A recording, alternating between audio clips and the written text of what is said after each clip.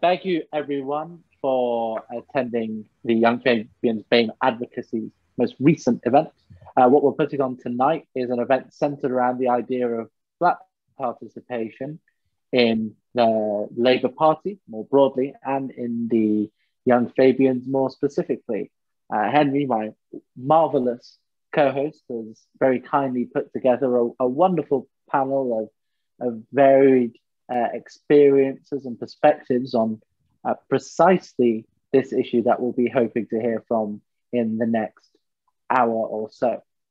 Before we crack into it, I think the only disclaimer that we wanted to provide is that this really is designed as much as possible to be a space in which these voices are designed to be heard, in so much as me and Henry will co-chair this discussion. It will be co-chairing in the loosest sense possible. We recognize that really we want to leave intervention to a minimum. And that means if anyone who is listening in on any of our platforms wants to ask a question or even comment using their own experiences on what it's been like within the Labour movement, then please feel free to do so. That's really what we've designed this whole event for. And I think without further ado, I will pass us all over to Henry, who will briefly introduce our speakers for this evening's panel. Over to you. Thank you, Reda. Thank you, Reda, who is our great vice chair of the Young Fabians BAME Advocacy Group, and I am the chair. Unfortunately, our secretary, Nicole, we were hoping would be able to join chairing duties with us for this tonight as well, but she's had family commitments and so isn't able to join us tonight, sadly. But so yeah, we just wanted to put that disclaimer out there that obviously we recognise that me and Reda are not Black, and so we can't speak from personal experience with regard to that. But so we'll do our best with regard to this. But people can by all means chime in and hold us to account if we aren't adequately doing our jobs properly with regard to this. Okay, so yeah, just in terms of the shape of the evening, I will shortly be introducing all of our great panelists. We will go for about an hour or so with just me and Reda alternating some questions that we have for the panel. And then in the second half, then we will open it up more to the floor so people can ask questions on the Zoom, either in the Q&A section or we can open it up for you to ask the question personally as well. Or if you have any of your own personal experience that you would like to impart, then we can share that as well. And we're very much open to it being a bit more of a round table as well. So the panelists can ask questions of each other as well in that second half. So without further ado, I will introduce each of the panelists. So we have first Leon Allen McLaughlin, who is the founder actually of the Young Fabians BAME Advocacy Group and the inaugural chair. And yeah, so big thank you to Leon, because we wouldn't be here doing this event and doing this group without him and without him having got this started. Leon is also the former secretary of the Young Fabians itself and is now the Young Fabians safeguarding officer. We also have Sasha Langveld with us, who was the first ever Black president of the University of Kent's Kent Union, and is an activist in her own right, and has got heavily involved, for example, in the People's Vote campaign previously. We also have the brilliant Jermaine Jackman, the former NEC candidate, winner of The Voice, and chair of Hackney Young Futures and various other things. And we're really very pleased to have Jermaine with us as well, and Armin Tesfay as well. Both Jermaine and Armin are founding members of the 1987 Caucus, which is named after the caucus of Black Labour MPs elected in 1987, of Paul Boateng, Diane Abbott, and Bernie Grant. And yeah, so it's wonderful to have them with us as well. Okay, we're going to go to each of our panelists. So as I say, the event is about Black participation in the Labour Party and in the Young Fabians Labour movement more widely. And so we're going to go to each of our panelists in turn, just to kind of introduce themselves, tell them a bit more, tell us as an audience a bit more about them, what got them into politics, etc. and what inspired them, and what their kind of thoughts are on this question initially before we kind of go into more specific questions. So we're going to start with Leon, if that's okay. All right. So yeah, just as a sort of quick warning, I'm quite tired and I finished work about sort of half an hour ago. So sort of half an hour, 45 minutes ago. So I'm basically going to be referring to my notes for most of this. But yeah, so I'm Leon, current safeguarding officer, former secretary of Young Fabians, also running for disability officer, YL, because, you know, I like banging my head against brick walls. And I'll go straight on to that first point, right? So what got us into politics? So I think I'm sort of weird in the sense that sort of, you know, you'll sort of often see a sort of certain type of story in the Daily Mail that's sort of like, you know, lefty teachers brainwashing our kids. And that's basically what happened to me. I had a sort of history teacher from GCSE through to A-level who I later found out wasn't actually a member of the Labour Party and sort of actually ended up voting for Andy Byrne a few times, but would use every history lesson he taught to somehow try and sort of cram in left-wing politics. So, like, you know, when we went on the Cold War module, did a sort of 2-3 hour sort of essentially lecture on Marxism and why it was a good thing and why we should all be Marxists. So this sort of obviously had an effect on us, especially growing up in the Labour area where sort of Labour was the default anyway. But the issue was that sort of he was sort of a white teacher, and also, as we know, the sort of history curriculum in this country is just very white and ignores sort of colonialism, slavery, and sort of accomplishments of sort of black and brown people generally. So this meant that for like a long time, even though I was experiencing sort of quite sort of horrific and frequent racism, sort of growing up as like sort of, you know, I think one of 3-4 non-white kids in my year at school, race wasn't necessarily a big part of our politics beyond racism is bad and I want that person to stop yelling N-word at us in a bus stop. So, and I think the sort of moment that sort of began to change, and sort of, especially with regards to racism within the Labour Party as being part of our politics, I would say probably started about sort of 2-3 years ago, simply because even though I think most will agree there's sort of a decent amount of racism in the Labour Party, certainly many obstacles to sort of black people advancing within the Labour Party, it's very rarely sort of like the sort of overt sort of street racism you might experience in sort of day-to-day life or society at large. Essentially, I think the most sort of common sort of form of discrimination black people face in their party is, well, it's ignored. You know, just sort of passed over, ignored, basically just sort of don't listen to them until they go away. And I think the thing that sort of crystallised this for us and actually led to the sort of founding of this group was a Young Fabians event, where the topic of which was diversity in STEM. I went along. Other than one of the speakers, I was literally the only non-white person there.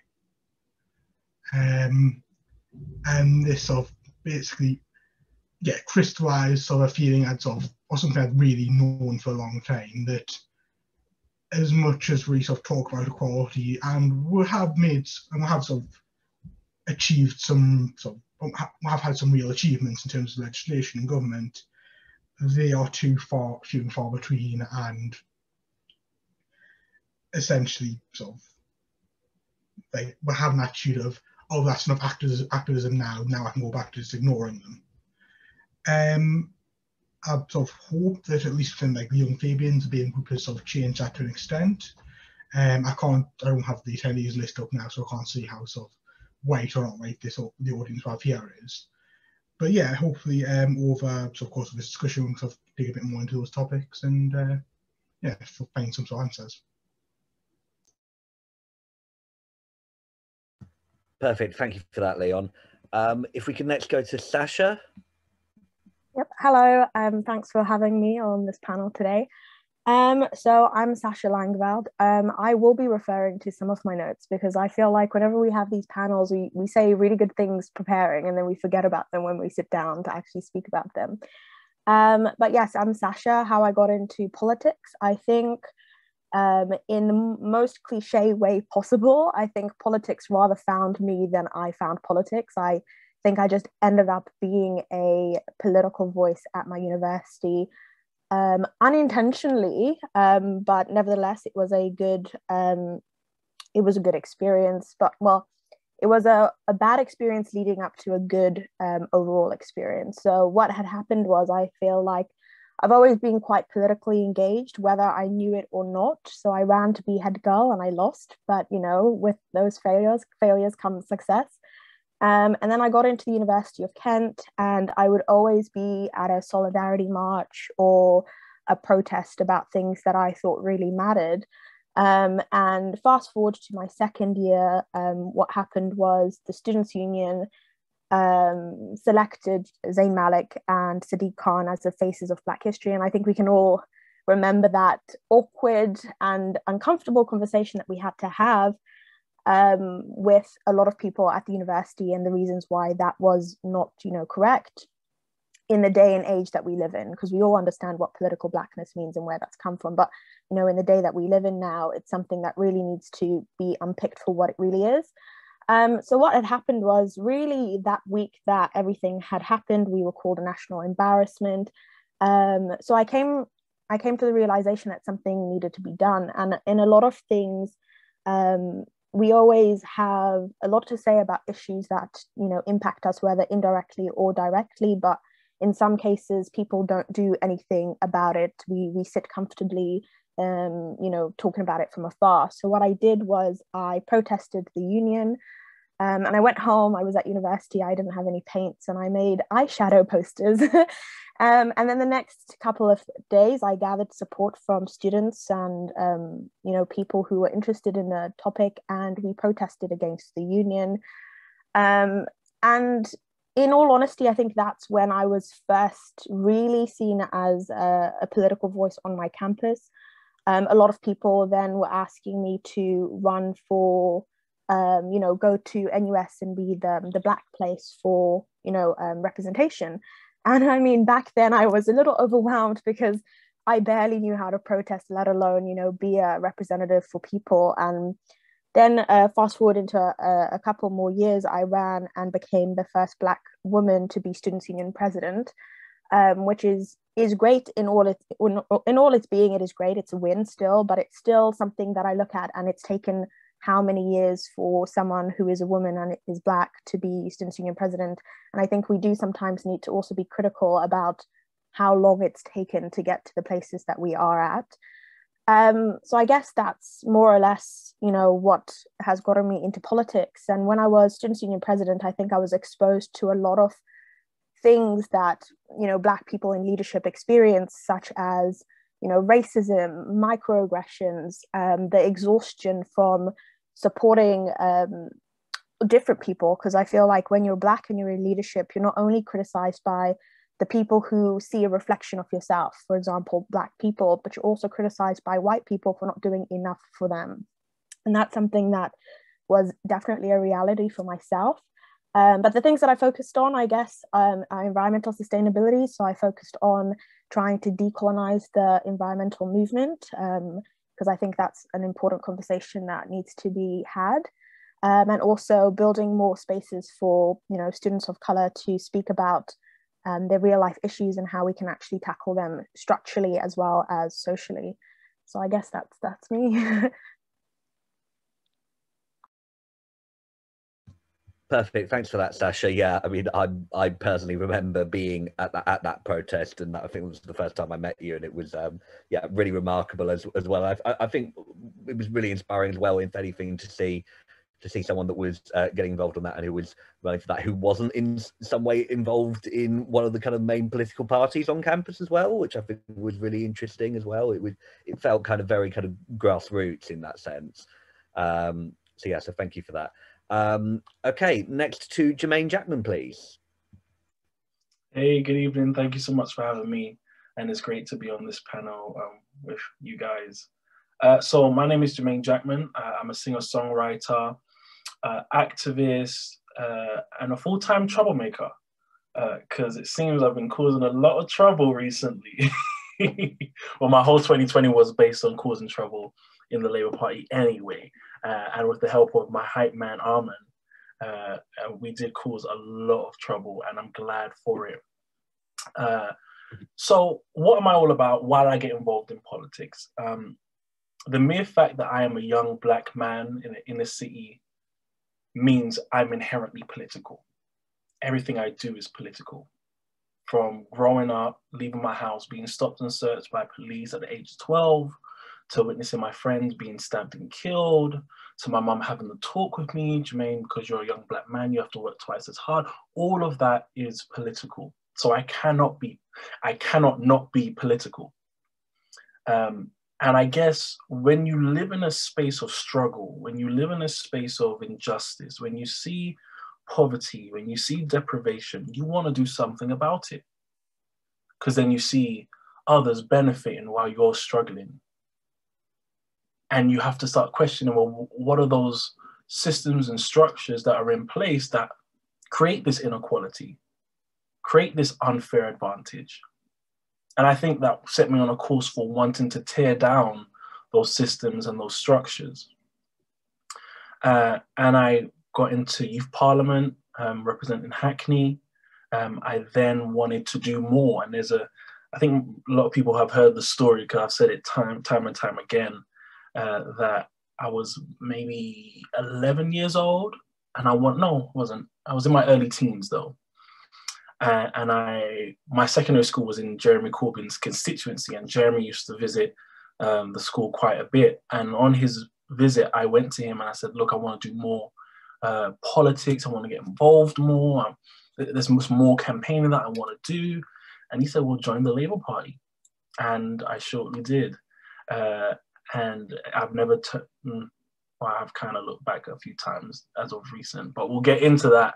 I told you I'm a troublemaker, don't worry, but there'll be more comments throughout this panel discussion. But actually that links to this topic. Why did I have to look at my membership? Why did I have to think about why this party was for me? And a bit like Leon, when he's walking into spaces of our movement and being the only Black face there, when you're talking about diversity and inclusion. I'm walking into Hackney CLP meetings, one of the most diverse areas in Hackney, and I'm one of the only people, Black men, in the room. And I'm like, what's happening? I quickly realized that if you are not in the room, they don't speak about the issues you necessarily face. And it was quite difficult for us to talk about serious violence affecting young people. It was quite difficult for us to talk about those issues that affect young people in Hackney, because we weren't necessarily around the table. And through that, obviously, I ran for the NEC, created the 1987 Caucus, Armin being one of the founding members. And that's a safe space for young Black men within our movement. But I'll end on this, because I'm mindful of time. If the events over the last year alone have shown us anything, it's shown us that we need to be engaging, we need to be understanding, we need to be encouraging Black people, Black members, Black voters to be engaged in our movement. That's one thing. The second thing is we actually need to be speaking on the issues that they face. And the third thing is we need to be meaningful and authentic when we are engaging with people of color. Not just, oh, did you know that it's time to vote for the Mayor of London? Or did you know that it's general election period, so we kind of need your vote? But talking to them 365 days of the year, not doing no symbolic knees and posting on Twitter, but actually engaging with the issues that we face. When you're talking about engaging with the red wall, understand that there are Black bricks in that wall too. That's so important. If the year that we've just been through has taught us anything, Black voices need to be heard. And I'm not just talking about what's happening here. You can see how the election in the United States has shifted safe Republican seats and put them into the hands of the Democrats because of Black people, Black voters. But we've just seen this report.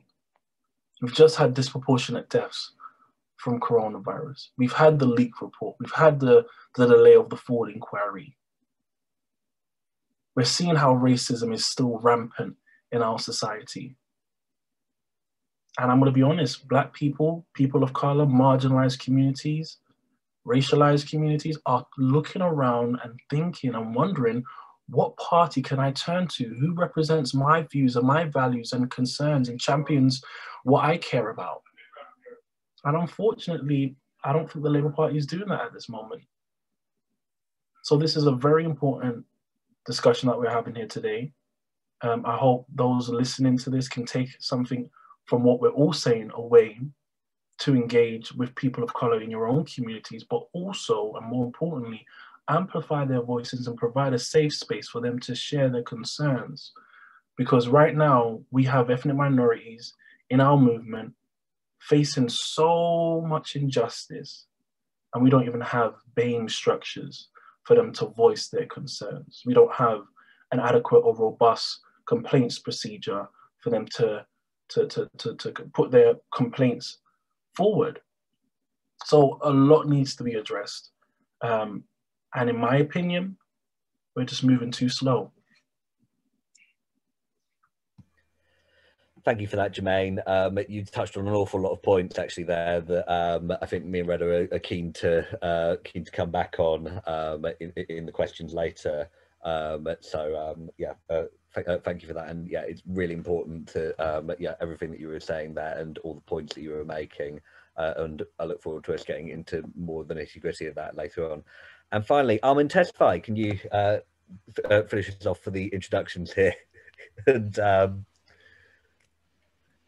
yeah, thank you, Henry. It's a damn shame that Jermaine went before me because practically everything I was going to say, I'll just let Jermaine speak. But yeah, apart from the fact that my name is Tesfay, and well, among everything, I was the former the co-chair of the Queen Mary Labour Society. I'm now leaving that role, considering that I'm graduating soon. Fingers crossed. I'm also the BAME officer for Black, Asian, and ethnic minority officer for Open Labour. Hopefully, I'll be able to change that name very, very soon as well. Oh yeah, as was said, I was one of the co-founders alongside Jermain on the 1987 Caucus, and I'll quickly say I distinctly remember when Jermain was talking to me about setting it up.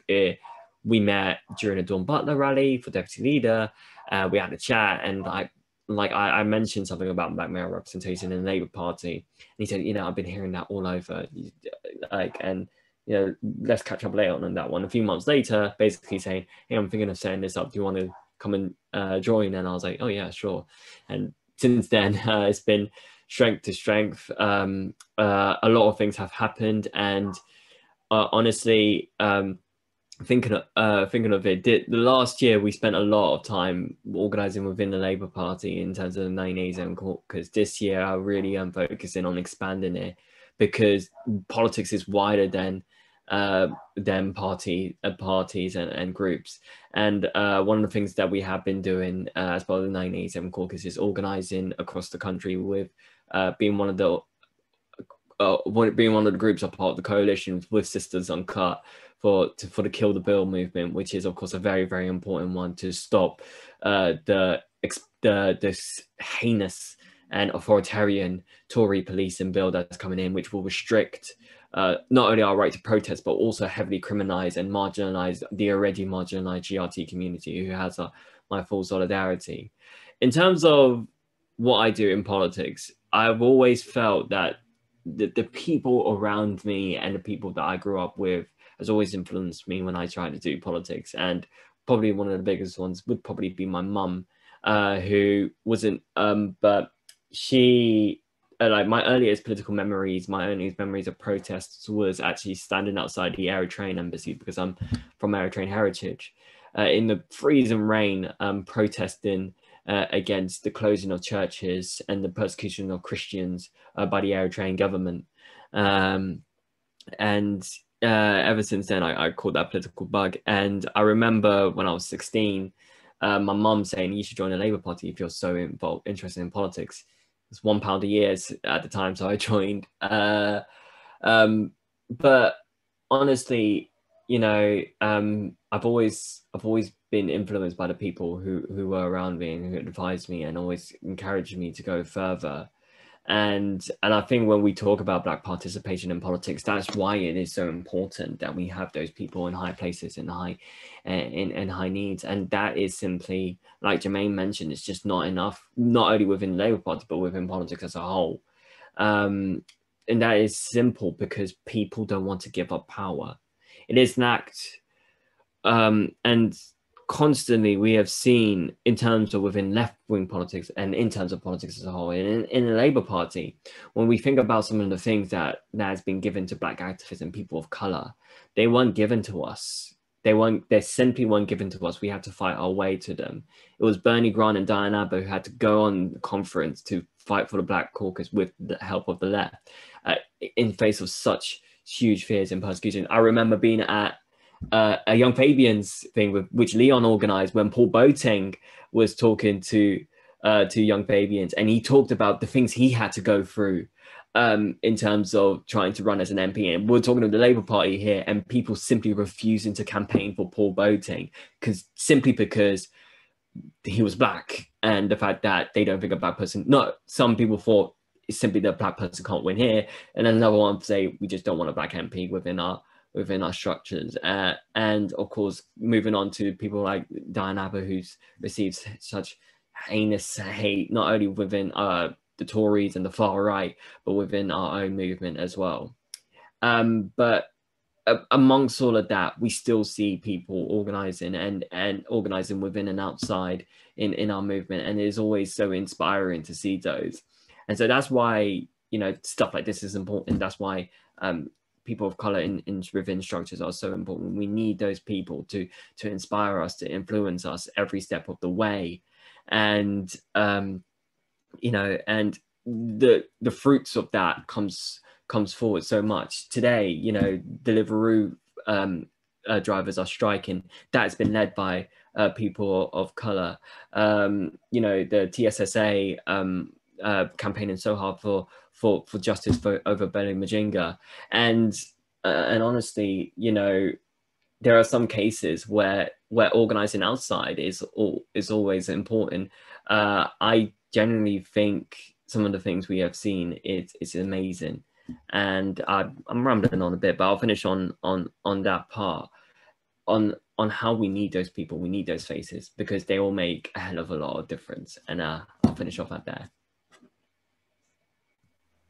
Perfect. Thank you so much for that, Armin. And yeah, I think that we've had, you know, this brilliant range of perspectives. Thank you for name checking that event of ours that we did last year with Lord Boateng. We were very, very proud of that, and yeah, very proud to have had Leon chairing that. I know that was a particular ambition, I think, for Leon from the moment that we got started with this group, that we wanted to be able to do an event with Lord Boateng. And so the fact that we were able to do that, and the fact that it was so well received, you know, by the wider Labour movement as well, is really wonderful. Okay, we're going to start moving on to the kind of main questions. Now, all of you who've run in some kind of youth politics election, primarily within the Labour Party. Sasha, I know that in your case it was mainly just within sort of the Kent Union and stuff like that. But so yeah, all of you have had experience of running in some kind of internal election within, you know, the Labour movement or within youth politics in general, as a Black person. So we just kind of wanted to dig into that a bit and ask you guys if you wouldn't mind sort of talking about your experience of running in those internal elections as a Black person. That you know, you can talk about that in whichever way that you'd like, in terms of, you know, positive or negative experiences, but we're keen to hear about that. I can see that Armin is keen to go first with that, so by all means. I think me and Leon will probably have a lot to say about this, considering we're both running in current elections now. Of course, if not known, I'm running for the Black, Asian, and ethnic minority officer for Young Labour, and I distinctly remember one of the first things people told me when I was telling people I was considering running. They were like, "Yeah, great." The second one was like, you better be prepared for the crap that's going to be thrown at you. And there is always this thing about culture and toxicity within politics, and especially for people of color, especially women of color. I've noticed that on terms of things, and it is extremely tough. I've been running for a month, and it ends in August, and it's been very tiring, but very, I think there are positives. Speaking to so many people, speaking to so many different groups, especially, you know, who thought that the BAME thing was so diverse, you know, speaking to different groups and different people has always been so inspiring to see. But other things I find intensely challenging. And when we talk about the structural barriers that are holding people of color and Black people within this party, this election is a great example of it, in the fact that in the nominations period, instead of going to members directly and members of color directly, I have to go through CLPs and unions and affiliates, and that's fine. And on that thing, we need to have those conversations with those people because they're part of the Labour movement. But we know how diverse CLPs are, and Jermaine mentioned it earlier today. And we know how undiverse some unions are and some affiliates are. In fact, if I really think about it, I think the Fabians are the only group and the only affiliate across the whole movement where the chair or the leading person is actually a person of color. I could be wrong with that, but I think that's one of the only ones. And I think that just shows you the difficulty of things of some of the things are, and hopefully that will change. But I think running as a person of color in internal party elections really is a great glimpse of the structural barriers within the Labour Party and what it needs to be changed. It's more smoke-filled rooms and all that kinds of stuff. But you know, yeah, I think on those ones, I find it really well, but it's really tough. And also the culture, it hasn't gotten so bad, thank God. But I'm only thinking that's because it's not voting season yet and it hasn't really heated up yet. But that's the reason why. But yeah, those are some of the things I had running stuff within an internal party election. Perfect. Thanks for that, Armen. Yeah, it is definitely kind of you know, early days within this election. Gosh, I'd forgotten that it was going on until August. That is, yeah, we've got a hell of a long way to go with that internal party election. Why are internal Labour Party elections so long? Okay, who would like to go next? I'm happy to go next. So yeah, I'd like to go in the opposite direction of Armen and actually do some Fabian bashing. So in terms of my experiences of running for elections, I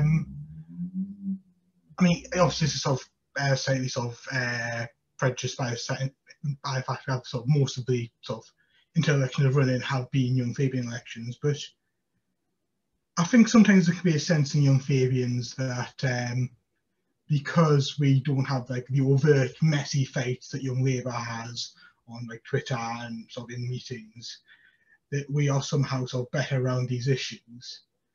When reality is we're not sort of better than Young Labour, we're just more discreet. So for instance, when I was first running for the exec, this would have been in 2018, I mentioned to a sort of then serving member of the exec on sort of the other slate, we're allowed to have slates at the time, but that's changed now. I mentioned the idea, one of the things I'd like to do if I get on the exec is I'd like to form a BAME group. She literally laughed in my face. Apparently it wasn't proper policy, it was also a proper policy area, and you know, we sort of tried to make, and she gave all these sort of bullshit excuses that could have been taken from, you know, Paul Boateng sort of trying to set up a sort of black section in like the 1980s. And yet somehow, because let's say Young Fabians are sort of like this sort of slightly ivory tower organisation, slightly more sedate organisation, there's just a sense, oh, it doesn't happen here, we're better than that, even though no one seems to question the fact that sort of, even though it's sort of gotten better in recent years, sort of, for most of the time I've been a member, there's been hardly any sort of black faces on committee, hardly any sort of brown faces, hardly any people who are sort of any sort of ethnic minority. So I'm not quite sure where I'm going with this. I think this started as like a rant, sort of unleashing sort of pent up anger. But yeah, I just sort of feel that,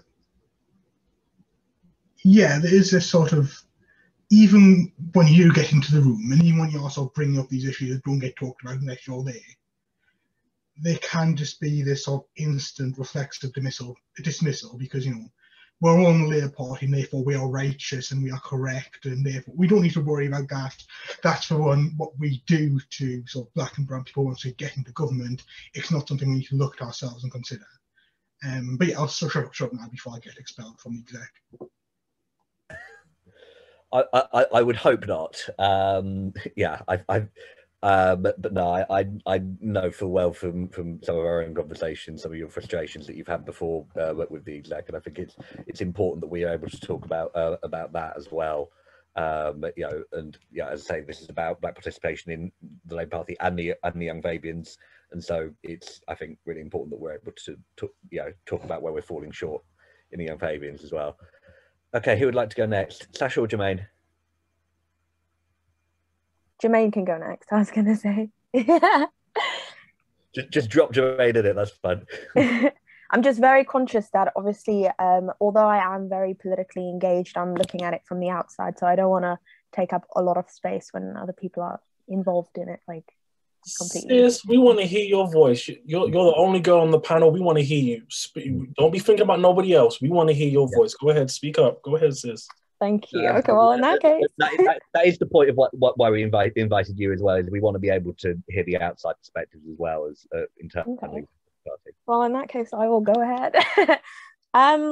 In general, I think running in any political position as a Black person, in all honesty, it's exhausting.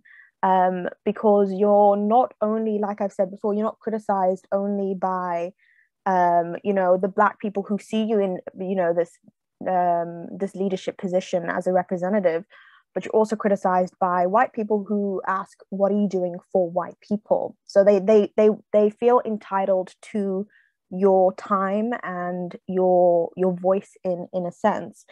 And in general, my experiences of running, especially I would say as a Black woman, and I'm very conscious that obviously I have privileges as a light-skinned Black woman that dark-skinned women don't have.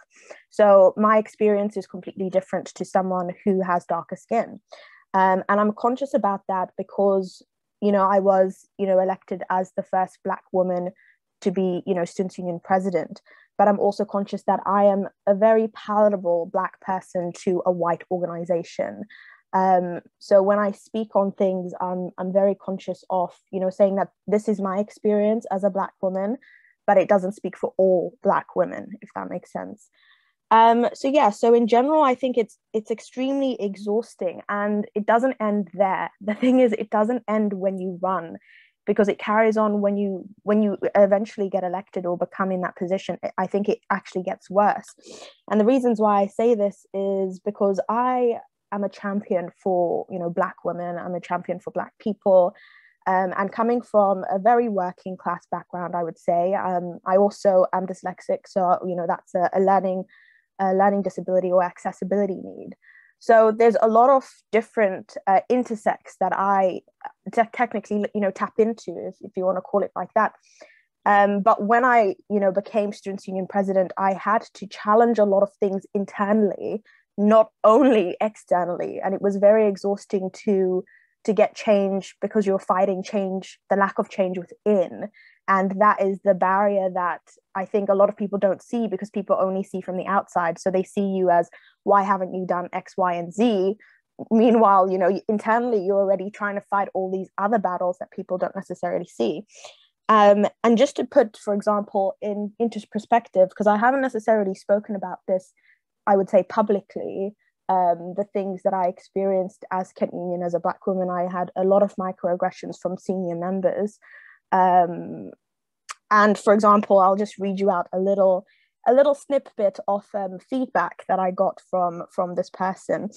Bearing in mind that a lot of my work was focused on making sure Black people and, you know, students of color were fully represented in multiple levels of the university as well as the union. So, you know, the feedback or the development goes, you know, Sasha can be one-dimensional about equality and diversity issues, assuming everything is about race in this area, neglecting sexual orientation, disability, and socioeconomic backgrounds and other demographics. This may limit her effectiveness and undermine her work that she contributes to diversity. And it goes to show that a lot of people are triggered when you start working on things to do with taking away barriers that students, you know, face, Black students and people of color. And they're always quick to say, what about X, Y, and Z? What about these other people? And that's why I say it's exhausting, you know, running in a leadership or running in these elections, because it's not only the struggle of getting there, it's actually the struggle of being there and maintaining your position and maintaining your voice. So yeah, I guess that's the story, I guess, the short one of running in the elections. And I think in any election anyways, it's, you know, it brings out the best and the worst in people. And I say that with my chest because, you know, people want to win, and people will throw anyone under the bus to get recognition. And that's something that needs to be changed when it comes to politics. Because I think someone mentioned we need people to be authentic, and that's what we lack in politics at the moment, is authenticity and the realness of wanting change and not just wanting to be in the limelight for a period of time. That's what I'll say. Absolutely. Thanks for that, Sasha, and thanks for sharing those aspects of your experience. I appreciate that. Bits of that might be not rather uncomfortable to revisit, but appreciate you opening up about that. Jermaine, can we go to you? Yeah, sure thing. I'll be quick because I'm mindful of time and I don't want to repeat everything that's been said so far. But what you have heard is the lived experience of young Black political minds, young Black people who want to get involved in politics, young Black people who want to run for particular positions. That is the experience that they are faced with. And it breaks my heart to hear it. It honestly does. It does break my heart. It breaks my heart to hear Leon, although he was jokingly saying, but, oh, let me shut up before I get kicked off the exec. Like, even for those thoughts to even cross our minds, us speaking in our truth may result in something happening to us, which is so frustrating. But it is what we have to go through on an everyday basis. I want to touch on something that Armin said. I ran for the NEC. 2020 was the year Jermaine Jackman tried to get onto the NEC, pretty much. And I came very close, very close. I want to talk about the first time I ran for the NEC in February for the BAME rep. These elections go on. Let me tell you that I was shocked when Armin said that the election is in August. I'm like, August? August? Anyway, so the BAME NEC election was coming up, and I'm a newbie to this. I'm just passionate about my movement. I'm passionate about the Labour Party being the vehicle of change, and I'm passionate about improving people's lives. I'm also acknowledging the invisibility of young black men more generally in our movement. And the 1987 caucus, led by Otis and Armin, were able to do a report into how many black men have actually been on the NEC. And there has never been a black man on the National Executive Committee of the Labour Party in 120 years. So since its existence, there's never been a black man on the NEC, someone from African and Caribbean heritage. So we were knocking down a couple of barriers in order to get to this particular point and position. And this was, I then understood the cliques in our movement. I understood who you need to be cozying up with in our movement. And me, I'm real. I come from Hackney. I didn't want to just make friends with an individual just so I can win their vote. Like, read my manifesto, read my statement, and if that resonates with you, then support me. I can't reach out to every single individual. But nonetheless, I ran a campaign, didn't have the big funds, didn't have the big unions. I had my little musicians union who I love with all my heart. And they were supporting me all the way. Now, I got the most amount of membership votes in the Labour Party for that position. So if it was down to the members, I would have been on the NEC by now. But it was also 50% trade unions. Now, this is the problem. This is one of the problems with the Labour Party, and I want to talk about this a bit more when Armin was talking about trade unions. I would have been cool if the trade unions had spoke to their ethnic minorities around the country, and those ethnic minority trade unionists balloted. They put their votes in. But that wasn't the case. What you had was white, male general secretaries in their trade unions backing factional individuals. That's the reality of it. That is the reality of our representation on the NEC. So you have someone who had the least amount of votes from the members, but the most amount of trade union support by white male general secretaries. And now that individual is representing us. You can ask, well, I don't want to say you can, but most of the ethnic minority members that I have spoken to haven't had any correspondence with the NEC BAME rep and don't feel like this person is visible. They can have a conversation with them, speak about their worries and their concerns. And that bothers me. It really bothers me. So although, yes, we do talk about our experiences trying to get into positions, trying to really genuinely represent the communities that we come from and everyone else, we also have to look at the structures that play a part in making it very difficult for individuals like us to run for positions. And I'll talk just another couple of seconds about this. The name calling, the abuse, the hounding down, the terms, oh, you need to wait your turn, all of that comes with it.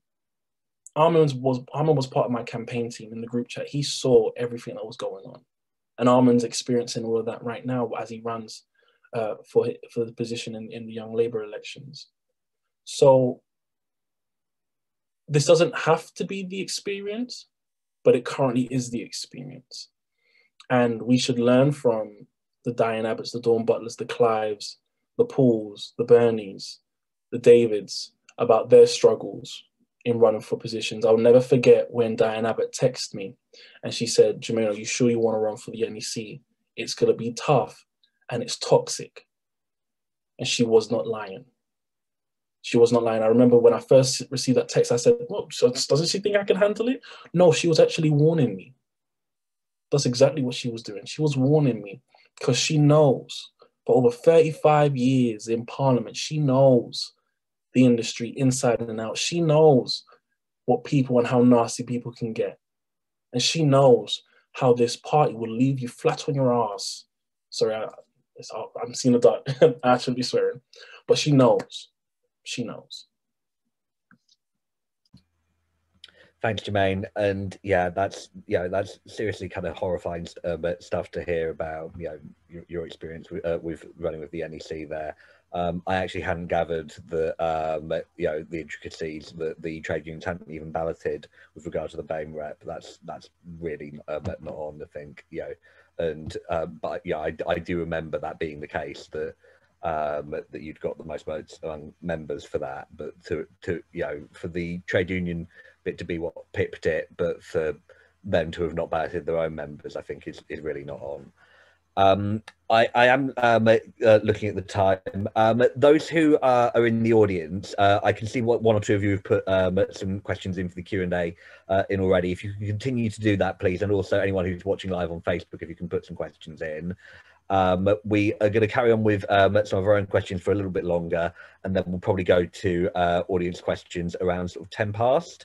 So yeah, if you could just put in any questions that you have, or just put in the Q&A or the chat, or on the comments on Facebook. But if there's any questions that you would like to say, and those on the Zoom call as well, we can open it up for you to ask the question personally. Reda, I think you're up next in terms of some questions you want to ask. Yeah, I've got two questions that I would really want to, pick the experiences and the brains of the people on our panel. And clearly, I can't speak for Black experience, but as someone who has lived in sort of the long shadow of Islamophobia for the last 5 years, I was really interested to see from the audience, have we made progress? Are we just better at talking? Part of what I'm interested from that sort of question is yeah, we're having the discussions, but do you feel in your respective roles that we're seeing actual, tangible, I can touch this change in the way in which Black voices are treated? Or is it just a concession of convenience? I don't know who I want to answer that first. I'm sure everyone has excellent answers on it. I'll quickly go in. Oh, sorry. Go ahead, Sasha. Okay, cool. So your question is, have we really moved forward? Have we really changed?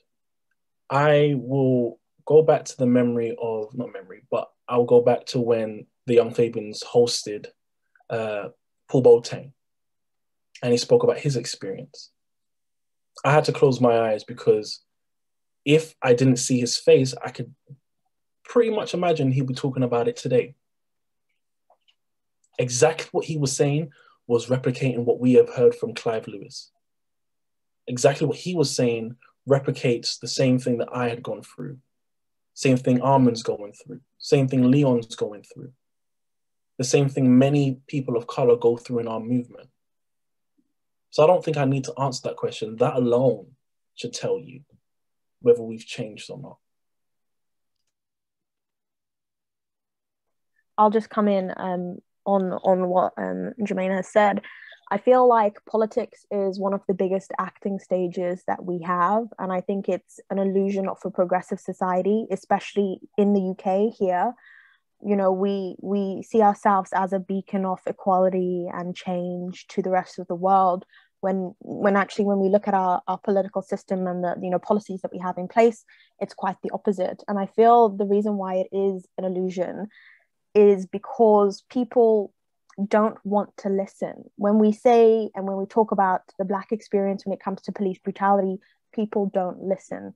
When we say, the Black experience about, MPs that are, within our government, no one wants to listen. We see, Diane Abbott having a Virgin Mojito on the train as such a huge controversy, but there's no real scrutiny to Boris Johnson using public funds to fund his mistress. And I think there's different levels of scrutiny when we look at Black people in leadership. And I don't think we've changed. And I think we're going to obviously talk about allyship. And I think in the last year, in my personal experience, I've really seen the meaning of allyship and what that really means.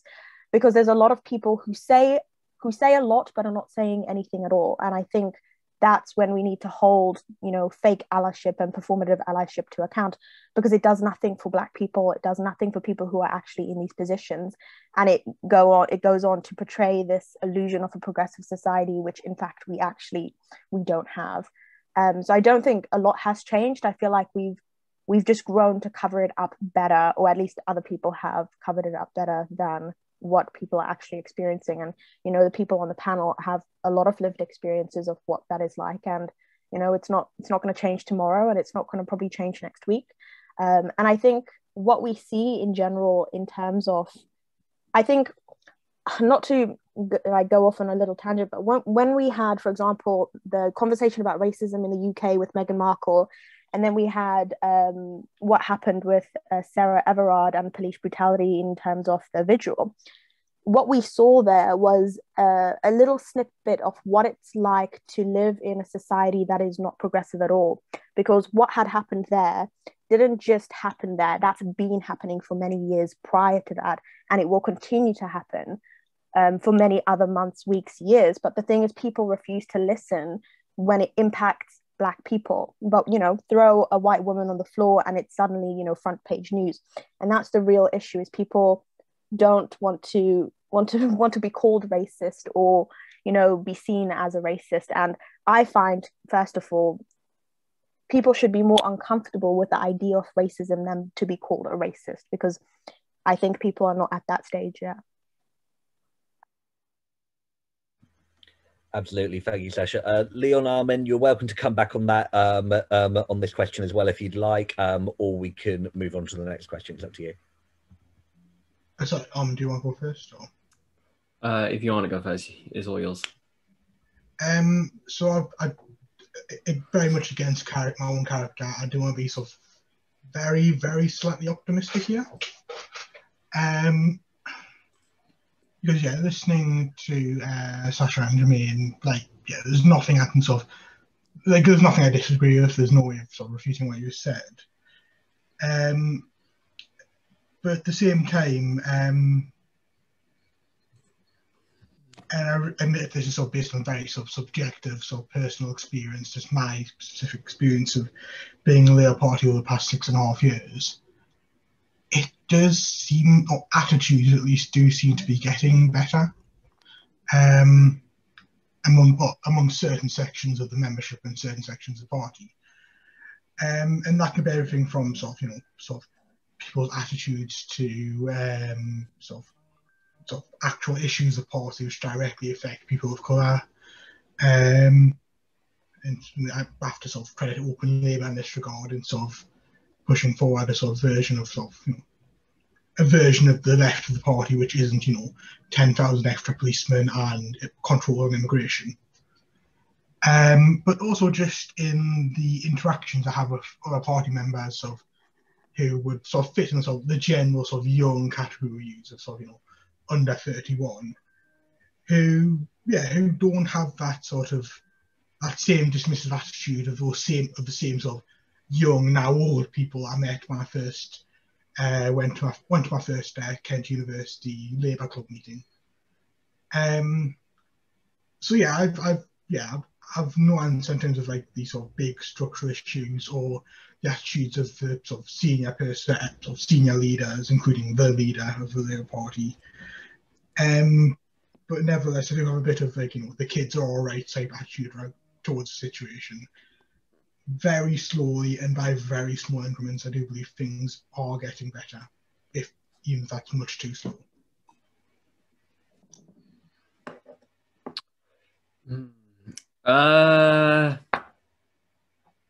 Yes and no for me.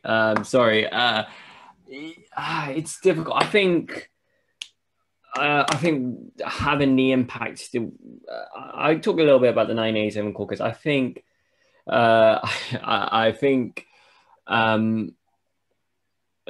about some of the 987 caucus, I think we were founded last April. We were founded last year. A lot of things has happened. I think one thing that has been something that's changed is that there is an acceptance that something needs to be done, and we are getting, and I know quite a few public Labour figures have coming out and said, we need something to deal with it. I remember when David Lammy on Black History Month wrote to the Parliamentary magazine. I don't know, I think it was a Parliamentary magazine, and he specifically mentioned black men being selected. And he said something needed to be changed in that. I think they're better at talking. I think for some, they're better at talking and accepting it, but I think for many, they don't know what to do. There's one that they don't know what to do. There's others who do know what to do. They just don't want to give up the power and influence, because that means giving up power and influence. In terms of no, we're still talking about more bobbies on the beat, and that we're still. Labour always has a authoritarian streak in us, and that's always been problematic to many people, especially people of colour. And we see why in the past few weeks. Why having that uncritical thought. And I think around the edges we're starting, but there's still such huge things that needs to be changed in terms of certain things. And of course we shouldn't accept little changes here and there, but we should want and expect more as people who are so loyal to the Labour Party. And I think that's one thing that's been happening.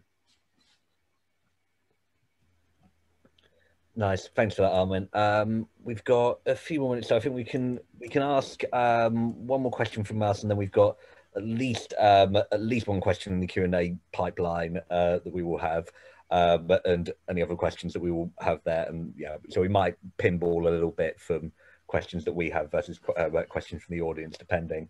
But so that's great. In fact, so Sasha mentioned in terms of allyship, actually, which is an issue that we wanted to mention and come back on, which is that kind of allyship seems to get defined by self-proclaimed allies quite a lot. And so we just kind of wanted to get a view from the panel as what you think the ideal motion of allyship looks like, as opposed to how, you know, someone who might seek to define themselves as an ally. Sorry, in fact, I'm happy to come in first. I don't trust white people who have anti-racist in their Twitter bio. No, it's true. I have met a fair few of them. Some of them haven't been awful on race, but I will admit that sort of on a personal level, most of them have been unrepentant arseholes. In terms of actually being a sort of real ally, it is very much a case of the moment you have to sort of say it and sort of point it out to other people, you know you're not. So I'll give you an example. To sort of go back to a bit of Fabian bashing again. So the BAME group, which we now have in the Young Fabians, it wasn't actually the first time this was done. Or sorry, the first time this was attempted. It's actually the third. So the first time, you know, I'll go into like, sort of, I don't want to sort of go too much into sort of arcane sort of procedural points, even though this is really a party meeting.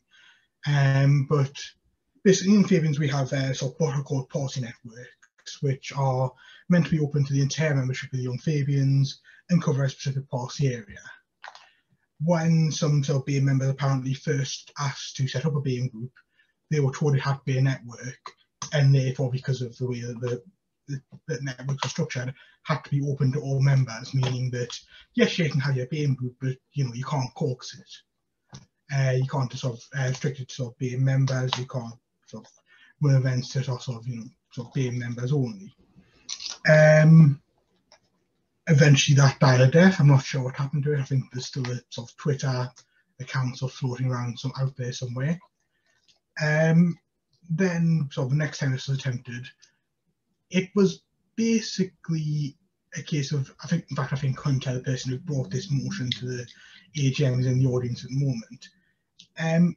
Basically the people who opposed it made the meeting so toxic that many people just left the room after the sort of initial vote to confirm the results of the exec elections had been taken, and then quickly pushed ahead of the motions while loads of people out of the room, and then voted down the motion. This motion would have created a BAME group, but also an LGBT group, a disability group, so women's group. And then sort of waited for everyone else to come back, sort of slightly dazed and confused.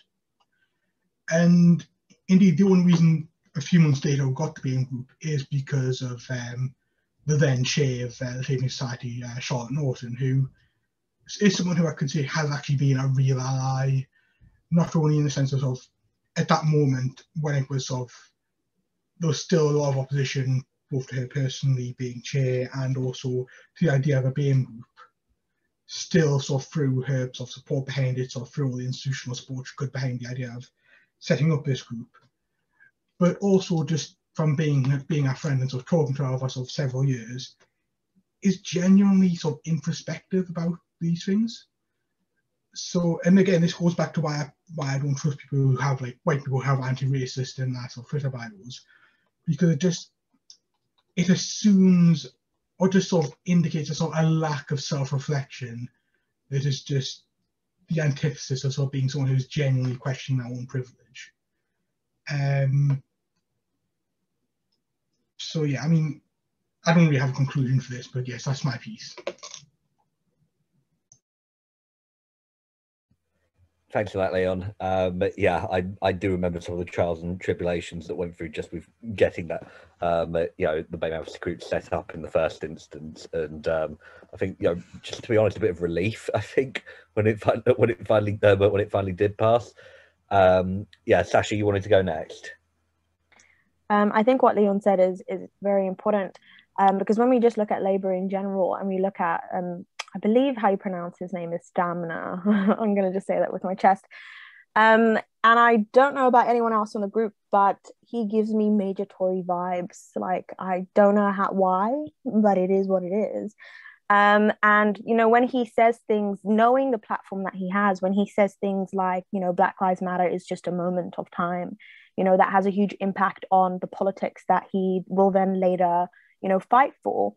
And when it comes to allyship, I really think genuine allyship, at least the first half, comes off camera. You need to do the legwork, you need to do the reading, the understanding, you need to do that that kind of the basic understanding to really like put your bias aside for a second. And then, you know, you need to, you know, start being active. You know, if you can get out on the streets, get out on the streets, sign petitions, write letters. And I think the physical work, that's, you know, that also shows allyship. And I think even saying the word shows allyship, I don't feel like people should feel the need to show allyship, if that makes sense, in the way of not like, for example, what Leon said, as having that in your status as in like anti-racist. I feel like that gives me, you know, a bit of a fakeness as such. And open your purse. You know, if you can afford to donate to groups that are doing, you know, groundwork on a lot of important issues, then do that. But I find myself often having to have these weird, difficult conversations, and I experienced it in the union when I was working with my SAB team. And on my team, it was myself, and then I had another Black woman who I worked with, and then I had three white women who I worked with. So it was an all woman team. And what had happened was, you know, we were discussing general allyship, and we had to, in a sense, force the white women to join us. And to me, you know, it doesn't make sense that if you're in a position of, you know, representative, you should be doing these things. So, you know, we had to say, can you come to these Black History Month events, you know? And going back to criticism, Omalade and myself, who worked in the union, we were the most criticized, and we were both Black women, but none of the white officers were ever criticized for not attending any Black History Month events, for example. And that's even the smallest amount of, you know, showing that you care about things that don't involve things that look like people who look like you. So allyship, what had happened in the end, you know, I got people apologizing to me at the end of my, you know, sabbatical year.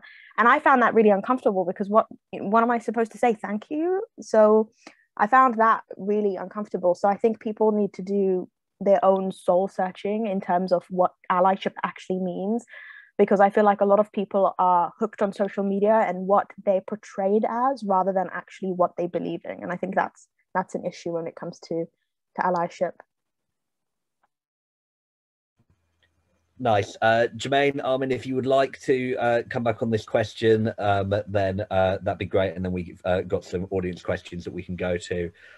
Also, Reda sends his apologies. He has had to duck out because of a work crisis. So, yeah, apologies. He's had to depart a little early. But... Now I'll pass on this question. Sasha and Leon answered it very eloquently. I don't think I have anything else to add. Okay, is that same for you, Armin, or? Yeah, pretty much the same for me. I don't think I have anything else to add.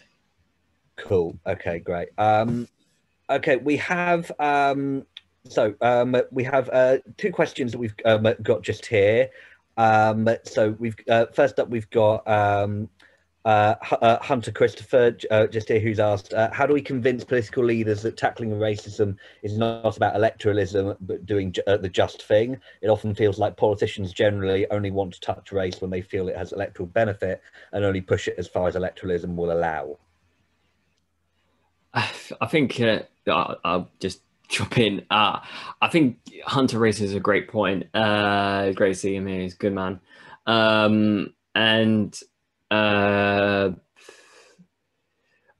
For me, like, I remember, and I think I'll let you into a gossip, because I'll let you know. But Labour was fully briefed, and before the weekend, and before the Sarah Everard case really blew up, and before the protest and the police crackdown and the brutality, Labour were briefed and were fully prepared to abstain on the bill on the second reading, which was a discussing authoritarian bill for reasons that I stated earlier.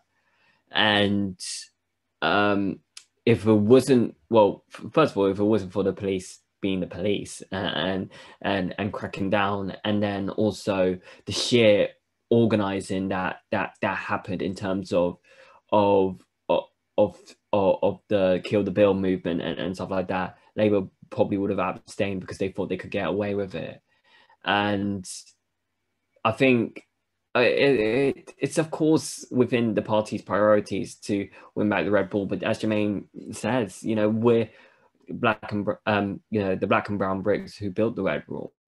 And I think that you know, for those who say, oh, it won't happen, we weren't expected to lose Scotland in 2015, we lost Scotland. We weren't expected to lose the Red Bull in 2019, we lost the Red Bull.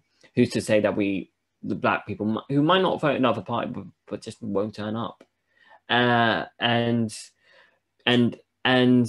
I seriously, and I think within Lotto and within the leadership, there are a bunch of people who are so desperate to win back, to look at the London commentariat idea of the white working class, and even though that actively hinders people like us, because you know, people like, you know, black people are the working class. We've seen countless of times how people of color are more likely to die of COVID, more likely to get paid less, more likely to do this, that, and the other, and it specifically hinders us.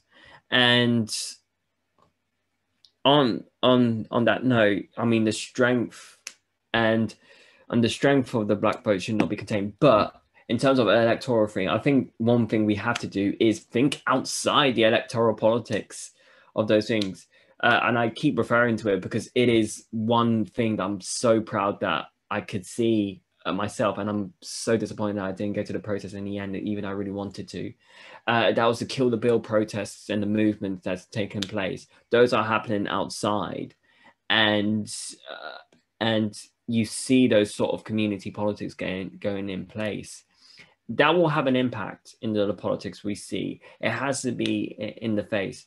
But in terms of Hunter's point on electoral politics, it is just reminding them who remind Keir Starmer who's voted him in his constituency. And sometimes we just have to be brutally honest on those sorts of things, and remind them, you know, trying to chase one thing while ignoring the other will be detriment for you. And there's already been polls. It is a subservient, but there is already polls saying people of color, well, BAME people, but black, Asian, and ethnic minorities are already starting to lose confidence in Keir Starmer a lot faster, and the Labour leadership a lot faster than normal, I wouldn't say normal, but than white voters, than voters as a whole. And so that should be an area of concern, but just standing up for them and making sure things are right. The response to the Cyril report was quick and decisive. David Lammy and Marshall de Corver were great on that topic, and they really pushed this out. They really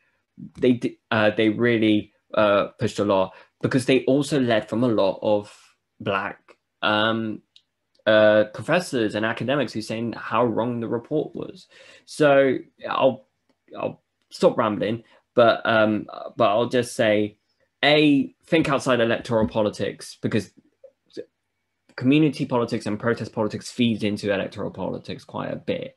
And then B, remind them that people of color has been so loyal to the Labour Party. They knocked on doors, they're phoning voters, then they're doing everything they can, and they'll vote Labour in the end.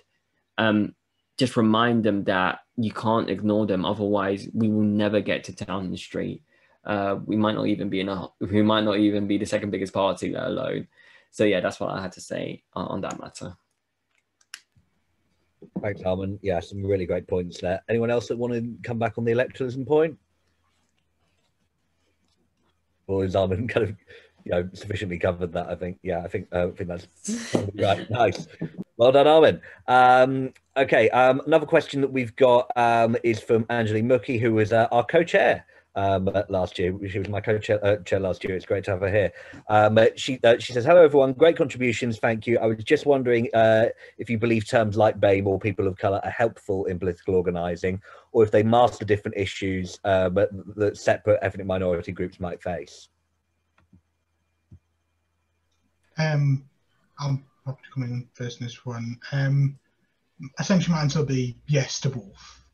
I do think when it's being used sort of in good faith, BAME can be a useful term. So, I mean, certainly when I sort of started BAME group, there simply wasn't enough of any individual ethnic minority within the Fabian membership to sustain any group. So I think yes, the term BAME can be sort of useful in terms when there's sort of a very clear sort of goal in mind that is shared amongst all the groups which have composed BAME. But yes, at the same time, it is incredibly easy for people operating in bad faith, whether that be people within the Labour Party, the government, the police, civil service, any number of organisations, both public and private, to essentially sort of hire sort of, a large number of ones for the minority, and then say, oh, we've got sort of how many percent BAME employees, and then ignore sort of any inequalities within that. As for whether it should be phased out, I honestly don't know, because I do think it serves a use, but at the same time, once the words become acceptable within a language, you can't stop arseholes using it. I think I will start off by saying I really don't like the term. I don't like the term BAME because it is so wide, and I remember the Cyril report trying to lead on that in terms of saying, and I think that's probably one of the only acceptable, I wouldn't say good, because the thing is the report was disgusting. One of the only things it's going in, it's great to see, for example, Marshall de Cordova also saying that BAME should be considered different, because it's so many things that happen. And Leon was right in terms of talking about, BAME as a start. When the Labour Party Black Sections was formed back in the 70s and 80s, it was more than just Afro-Caribbean. It was also Asian people. It was also other types of people of colour. If all together they became politically black, because they know that them combined was a lot powerful, and it's such a powerful voice. But now we're experiencing time. Now we're in different times. Britain is more diverse. Britain is much more bigger, and we're in a situation where it doesn't help anymore. In terms of black people are more likely to die of COVID, but Bangladeshis are a lot more worse, and that's what I in terms of COVID and those sorts of things. I think, and Leon is right, for corporations and for businesses and for some and for the government, it's easy to do it in one term, and so one and done, one bam, thank you, ma'am, and that's it, and it's done. And I think that doesn't recognize it. There are times where it's better to do it together, and there are times when it's a lot better to separate it. And I do think we should move away from the term BAME, and that's why, even though I am running for BAME officer for Young Labour, I do say one of the things I will want to do is move away from that term institutionally, and focuses on other things. And for example, with Open Labour, when we just passed in our constitution for a BAME space, but one of the first things I'm gonna do is say we're not gonna do it. We're not gonna call it BAME. Starting from the right off, we're gonna do something different. We're gonna do something. We're gonna consider different options, and that I think has to be. I think that has to be considered, and that has to be done. in certain ways. Definitely, and in fact, I know actually that the Fabian Society, I think, is looking at and considering some other options as well, which will obviously have implications for the name of our group as the Young Fabians BAME Advocacy Group. But that may well change, particularly if the Fabians reconsiders this kind of thing. Sasha. I would just agree with what people have said, especially what Amina said. Because I feel, for example, when I was in Kent, I started the BAME student network to give, students of color a place to talk about issues that directly impact them. Because when we look at institutionally, they have a huge, there's a gap in the experience. And I grew to dislike the term because people often use it as a way to show how progressive society has become. But I feel like we also need to understand that even though we as Black people and brown people or people of color, we all experience different things, but I also think we need to identify the anti-Blackness that also is within other communities of people of color. And I think that's a touching point, because when we look at politics, people often say it to refer to as how far we've come, when actually have we really come far enough for Black people? So that's the reason why I don't think it should be used as a general. I don't know what should be used, if I'm honest, because I feel like all of these names are changing so fast. And I know we are influenced by America a lot, even though I wish we were not. But I don't know what we should be using. I'm very conscious of not using BAME any more than I have done in the past. And I think when we're looking at these points, I think what we need to identify is learning that nothing stays the same, and accepting that in the past it was something of the past, but we need to move forward and look at terms that are actually fit for purpose in the society that we live in. And I think that growth, people should allow it. But yeah. Definitely. Jermaine, anything else that you want to add to that? Well, one of the reasons why I didn't call the 1987 caucus the BAME, young BAME men or the movement, is because I don't actually believe in BAME. I don't want to use the term BAME. And it's been a growing sentiment amongst anti-racist groups and movements around the world, but more so here in the UK. And I just find it trash that the Race Commission used that as their headline, where everyone was like, well, that's so 2020. We were already discussing that type of thing. But when I was looking at setting up the 1987 caucus, I thought about, well, what other than BAME can I use that people can really identify with? And 1987, which was the year where Labour elected, where Parliament actually had its first Black men elected to Parliament. So there are ways in which we can go about thinking about other terminologies, other names that people can resonate and identify with. We don't just have to get a catch-all name, which was created by white academics, but we do need to now explore, well, what do we call ourselves? Do we say the countries from which we're from? Do we talk about people? I came across somebody from Manchester who talks about nationhood rather than ethnicity, rather than race, but nationhood. Talk about where you're from, talk about that lived experience. But there's a whole conversation that needs to be had around it. I don't know what our next steps are, but the 1987 was for me something that people can really identify with, and not necessarily brand it as an ethnicity or brand it as a race, but brand it as something I can identify with.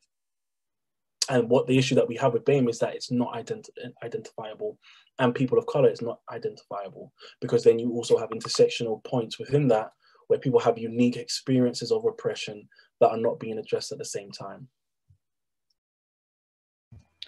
Definitely. I think that's a really interesting point that you were making as well, about how not only how BAME was not a term that was designed by ethnic minority people in themselves, but also but your reasoning behind why you named the 1987 caucus the 1987 caucus. That's absolutely fantastic. We actually have finished pretty much bang on time, but for 8:30, so that's fantastic.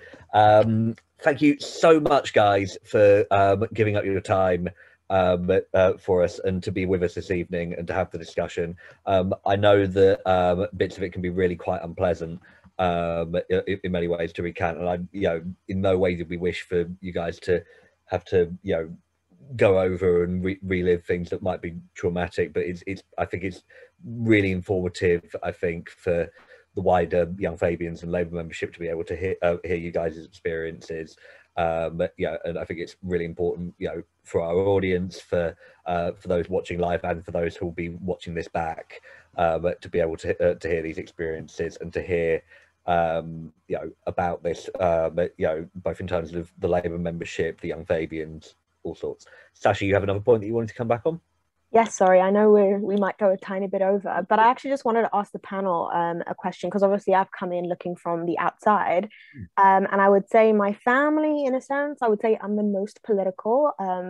So, I don't have people, for example, to tell me to, join Labour or join this thing, but what advice would you give someone who is very political but doesn't necessarily know how to get involved, if that makes sense? Because I know some of you have spoken about, for example, your parents having influence in how you have joined your movement, as well as other influential people. So what advice would you give to someone who doesn't necessarily have that backing?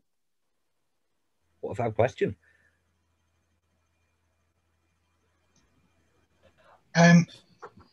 Sorry, you go first, Jermain. I think, well, in terms of Labour, I think one thing that I found really helpful was start off locally, because I started joining the Labour Party and getting involved in politics because I love Enfield. I call it God's own borough as a joke, but I love it. It's the place that I grow up, and I care about it deeply. And there's always that saying, politics is local. Politics, it starts where you are. And so I think if you want to involve yourself in party politics, CLPs sometimes are not the best, but they are there. And nobody loves something more than people who are young people, and especially young people of color, involved in politics. So I would always advise people, if it's not toxic, if the local party is not toxic, I always say, start off with a local party and see where you go for that. You get to meet wonderful people sometimes, and I meet a lot, and meet as many people as you want. I know it's COVID, it's difficult, but try attend as many events as you can, try and make as many friends as you can as you go away. And that's how I met Jermaine, attending an event, and we both raised hell in the space of a year. So that's how things go. We are living in a time where the current establishment, the government, would prefer you to be silent, would prefer you to stay in your corner, will prefer you to focus on something else, will distract you with something else. But my comment to any young person or anyone that comes my way is, are you happy with the life that you're currently living? What structures, what systems, what obstacles, what barriers are you currently facing that can be moved by political power? If you are facing those same structures and systems that I've been talking about, that we've all been talking about for the past hour and a half, then it is time to be active in your activism. The days of black squares on Instagram, hashtags on Twitter, and little hashtags in your bio are over. We cannot rely on that anymore to try and bring about change. We need to unite. We need to come together. We need to stand in solidarity with our brothers and sisters. So there's an internationalism attached to that as well. And we need to bring about change. Otherwise, we're going to stay in this regressive cycle that we've stayed in for the past, how many years? 11 years. All of my teenagehood has been under the Conservative government. I was the first year to lose their EMA. And then when we actually got to university, we had no tuition fee. Our tuition fees were trebled. We were angry. We still are angry. And we're still trying to bring about change. Yes, we may not knock that wall down, but the mere fact that we are chipping away at that wall, and this is the same wall that our ancestors were chipping away at. This is the same wall civil rights activists in this country were chipping away at. This is the same wall Diane Abbott, David Lammy, Clive Lewis, Dawn Butler are chipping away at. Marsha are chipping away at. We need to continue to chip away at that same wall because no one's going to chip it for you. Well, yeah, fantastic sentiment and fantastic answer. If you guys, incidentally, I'm happy for us to go on for slightly longer if you guys do have any other questions for each other as well. Yeah, so up to you. Yeah, I was just coming on that on Sasha's question. So I think I definitely agree with what sort of Armin and Jermaine have said, but also just as a sort of a practical point. So I think whenever, especially if they get involved in their party, but getting involved in a movement, has to be something which you're sort of comfortable setting your own pace. So I know so many people, and you know the same people, Henry, but people who got involved in sort of the Labour Club at university, who have got involved in sort of various other organisations of the Labour Party, and have thrown themselves in with the best intentions, and have just burned out. Who've got to the point where they say, I can't do this anymore. It's sort of, it's ruining my mental health, or it's taking up all my time. It's sort of keeping us from sort of doing other things I want to do in my life. So, yes, sort of think about what motivates to get involved. Think certainly sort of start a local party. Local party is a good place to start, but always be aware of sort of this is just going to keep going on. Is the best way I can put it. So, you know, even if we win sort of the next election in 2024, this is still going to keep going on inside the party, outside the party. So you have to put yourself in a position where you are able to do this and do something to be involved in the long term. Definitely, and I think that's a really important point as well about about burnout and about one's own mental health. Health with this, it can definitely be a trying time at points to be within the Labour Party.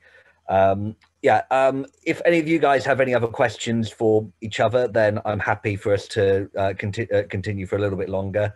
Otherwise, we can wind up. No? Anything in particular? No? Okay, perfect. Well, I will say a huge thank you then to our guests, to Sasha Langveld, Leon Allen McLaughlin, Armin Tesfay and Jermaine Jackman. You guys have been absolutely wonderful. It's been an absolute honour and a privilege to have you guys with us for this evening's event. And, you know, some amazing thoughts and answers that you guys have been able to give to these questions. Thank you so much for giving up your evening for this. And look forward to hopefully seeing you guys soon. As things begin to unlock, we might actually be able to see each other face to face. Yeah, have a great evening, guys. And thank you also to saying. Thank you. Thanks, Thank everyone. you, everyone. Thanks, See you everyone. later. See you. Bye-bye. Bye-bye.